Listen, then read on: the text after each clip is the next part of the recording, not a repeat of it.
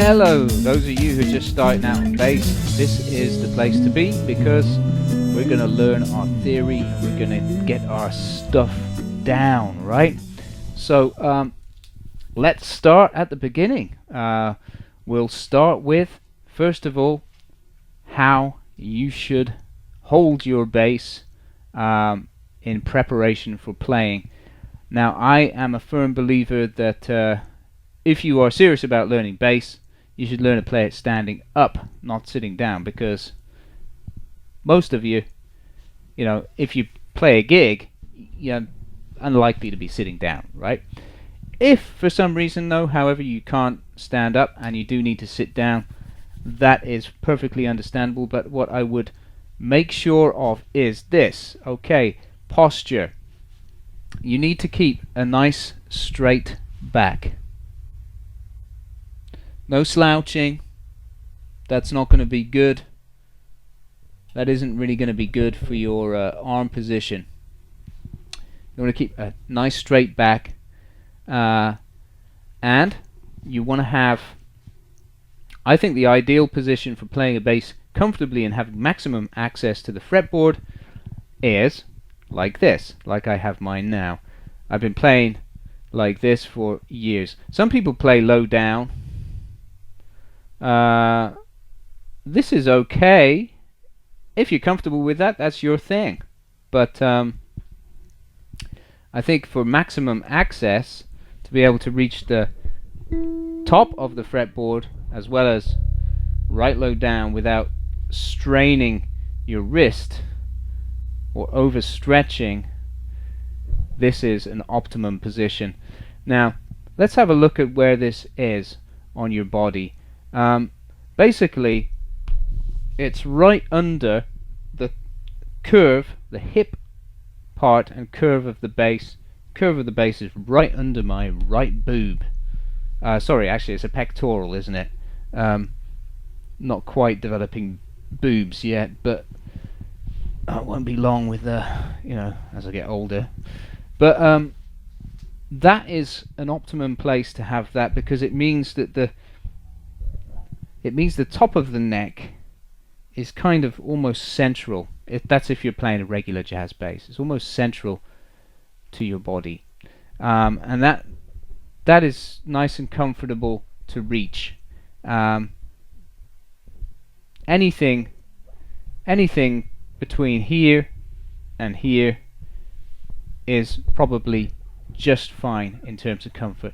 If you're going too far round, that's getting a little bit weird, and it's probably going to hinder your playing, and vice versa. This is definitely the worst, because it's straining your arm. It's straining your left arm especially. The right arm maybe not, it's comfortable, but there you go. This is the optimum. And in terms of the height, basically I'm an average height person. I'm about 5'10" and a half or something. I have my bass, like I said, it's about 2 inches below my right pectoral, and that I find is the optimum. That's the optimum height for me. It means that I can just access everything very clearly. So that is how, in my opinion, and in many other people's opinion too, many other professional players' opinion too, that is an optimum position for your bass. Okay, now let's take a look at how we should be holding our hands, alright, on the bass. So let's start with our left hand and where it should be on the back of the bass.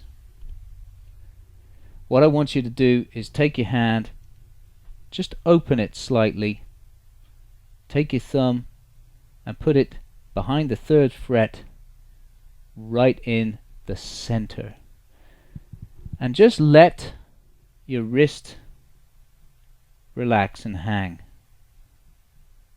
Okay, And let me point out too that when you play, as you're learning to play, your thumb is going to be like an anchor. It's like a pivot, and it should generally be in the middle of the neck all the time. It is okay if it moves down slightly or up a little bit, but what you want to avoid is doing this, unless you have a special reason to do it. And I'll get into that later. I mean, the special reason that you might do that is to play some kind of chord or something. But I personally, I don't play like that. Some people do. It's okay. But I'm going to show you how to optimize your reach and technique. And that is, as I said, have your thumb in the middle of the neck. It's like a pivot, an anchor. Okay? So that's the first thing. And then what I want you to do is play a C on your 3rd fret of your A string with your 2nd finger.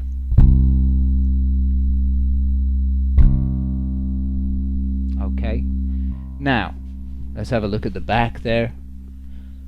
There we go. I've kept my thumb central. It's not taking much effort for me to play that, and you'll notice that my wrist is slightly curved. It's quite relaxed. I have to put a bit of pressure naturally, but it's not. You shouldn't be feeling like it's a strain. That's the main point. Now, what we're going to do today for our first lesson is learn how to play a C major scale using the open strings and using alternate finger picking.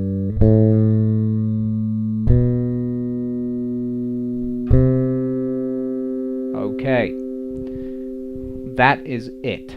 Alright, that is our first ever exercise. And all the time as I play this, my thumb barely moves, but you can see I pivot to access the top C there, the octave. That is how your thumb should look. You should be very careful, as you are a beginner, you should be very careful at this stage to make sure your technique is not slipping. You don't want to get into bad habits early on. So let's just go through that together really slowly, and here we go. So 2nd finger on 3rd fret for C, open D,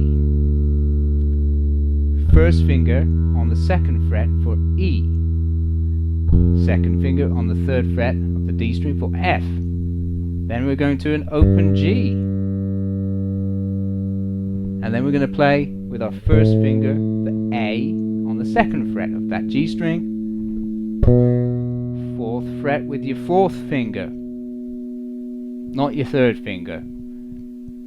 That's because I play double bass, but and then we're going to slide up to the C. Okay, so that's the scale going up.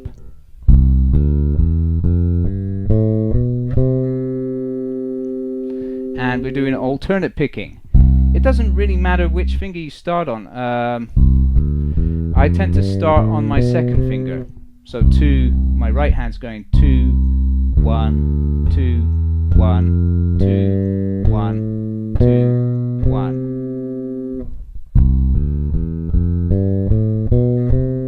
Right?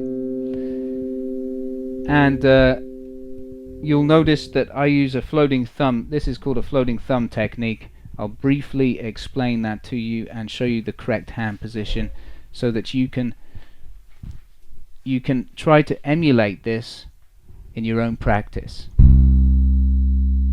So I have the thumb hooked. It's just resting on the string which is behind the string I'm playing. So if I'm playing on the A string, I'm resting it on the E string. I'm playing a 5-string bass today, by the way. So there you go. And I pluck that with my 2nd finger. And you see my 2nd finger just strokes the string. I'm not digging in. You can if you want, but I'm not digging in, just letting the bass do the work here. You don't have to play hard. And it just comes to a rest on the A string. See? And then pluck with my second finger, so that's 2 and then 1. I move my thumb across to the A string because I'm going to play the D string now. Pluck with my first finger again. My first finger comes to a rest on the D string too. And then I play with my second finger, same thing. Third finger, first finger, same thing. And then I move strings again to the G. Again, now my thumb is resting on the D. A, etc. So that is what I believe is a clean technique. Some people play open.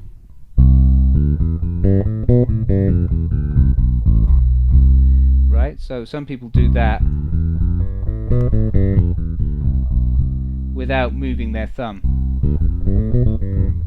I can't do that. And the reason I don't do that is because if you're a session player, you're in the studio, you want to reduce the rumble of your strings as much as possible. So if you use the floating thumb technique, you're muting the strings immediately behind, which reduces the amount of noise. So that's the only reason there. So that is your exercise, just to go up the scale of C major.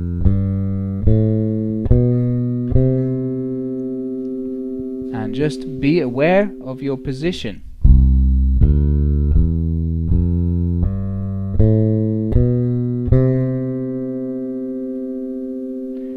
That's the first exercise. The second exercise is to reverse that, using exactly the same fingering.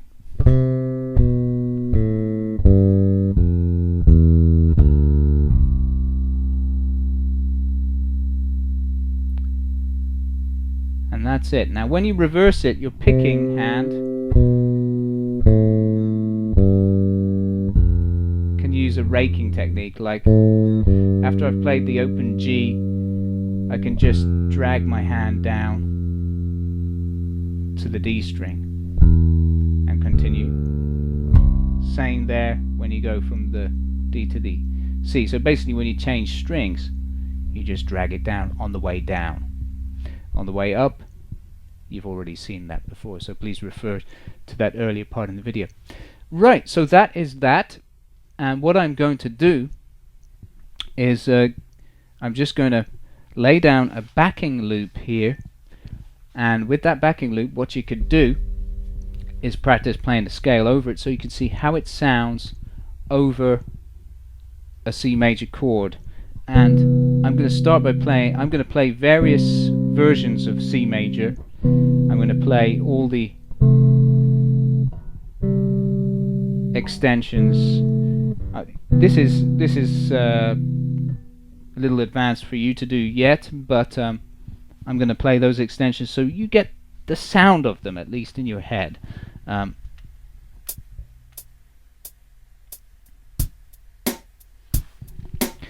So what we're going to do here is just record the chords.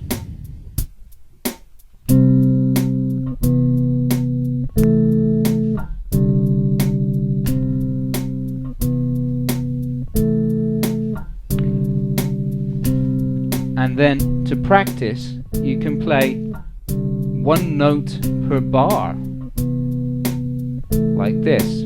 2, 3, 4. 2, 3, 4. 2, 3, 4.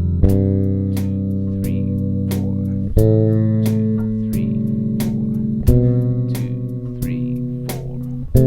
2, 3, 4. Okay, and you could do the same going down the scale.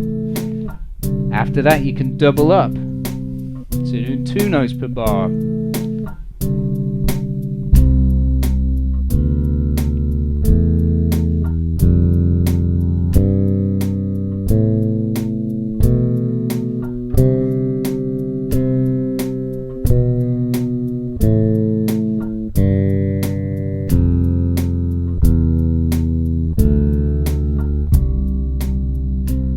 so on, and then you can do one note per beat.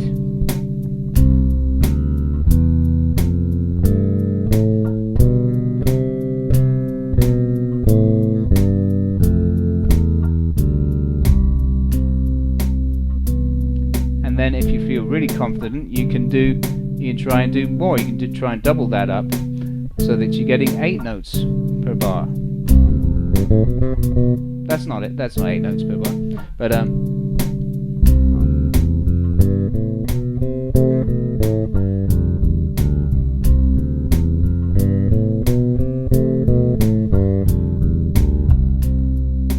like that. Okay, and then before I was managing to squeeze 16 in there, but I think that's a little bit too much at this stage. Although if you want to go there, feel free to try it. Just make sure your technique is good, okay? Don't mess up your technique. Keep an eye on that thumb and get your right hand working there. And then after that, the next step is to learn all of the notes in that open position in C major on a 4-string bass, so that you get familiar with where all the notes are there, and then we'll move to the next step after that. Alright, thanks a lot for watching. So the backing track is available at my website. The download links are here below this video, and the tablature is also available from there too as well, with notes, complete with the notes on this lesson. So that is it. That is the first beginner lesson complete, and I look forward to bringing you more content very soon. I'm going to leave you now with the backing track so that you can just practice along to it. Okay, so here is the backing track.